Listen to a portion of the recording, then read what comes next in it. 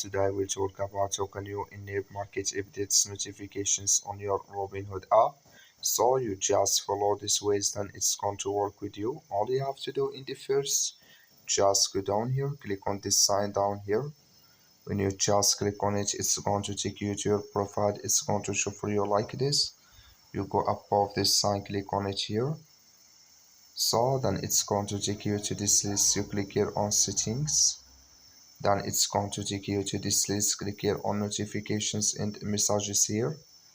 Then it's going to take you to this list. Click here on push notifications. So then you just scrolling down here until you will find here market updates. Just click on it. You will find here market updates. Click in this sign. Like you see this color show for us, that means it's enabled with us now. That's all. Thank you for watching. Don't forget to support us by liking, subscribe.